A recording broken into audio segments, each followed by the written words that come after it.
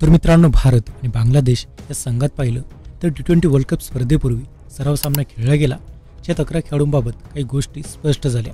त्या सामन्यात पाहिलं तर रोहित शर्माने मग 2 असे मोठे निर्णय घेतले, ज्यामुळे सर्वांनाच आश्चर्याचा धक्का बसलेला आहे. त्यामुळे आता रोहित शर्माच्या या निर्णयाची खूप चर्चा होती.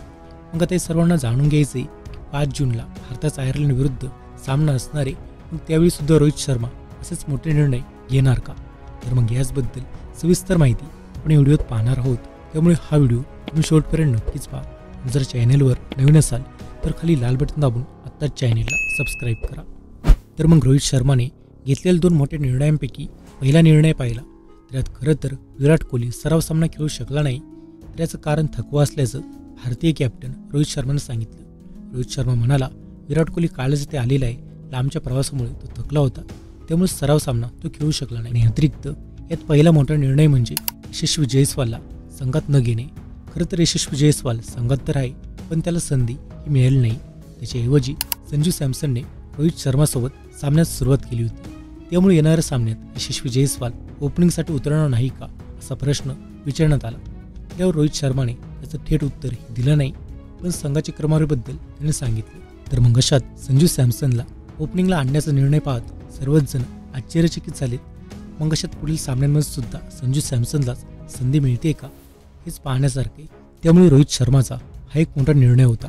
अशात पुढील सामन्यांमध्ये रोहित शर्मा संजू सॅमसनलाच मग संधी देतोय का, हे पाहण्यासारखे.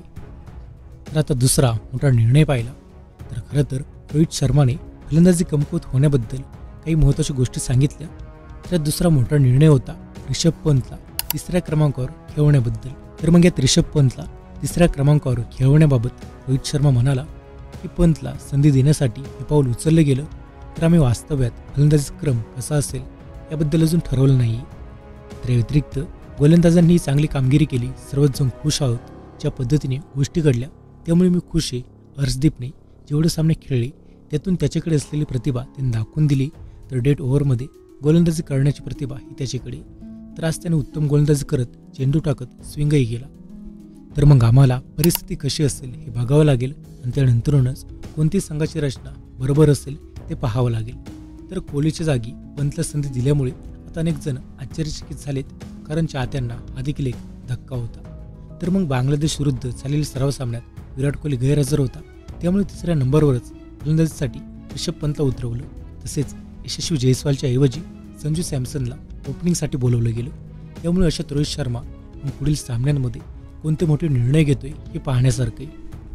तर मग अशात विराट कोहली जर रोहित शर्मासोबत ओपनिंगसाठी उतरला तर वरच्या ऑर्डरमध्ये डाव्या हाताचा फलंदाज हा राहणार नाही. मग अशात रोहित शर्मा पुढील सामन्यांमध्ये काय निर्णय घेतोय हे पाहण्यासारखे. अशात तुम्हाला काय वाटते, रोहित शर्मासोबत कोणत्या खेळाडूंना ओपनिंग करावी आणि कोणत्या खेळाडूंना संधी द्यायला हवी, ते कमेंट करून नक्कीच सांगा. आणि मित्रांनो, याशिवाय इंडिया वर्सेस पाकिस्तान हा सामना वर्ल्ड कपमध्ये पाहायला मिळणार आहे. मग अशात या T20 वर्ल्ड कपमध्ये इंडिया वर्सेस पाकिस्तान या संघांमध्ये कोण कोणावर भारी पडेल याबद्दल कंपॅरिझन हे पाहायचं असेल तर आमचा हा व्हिडिओ नक्कीच पहा.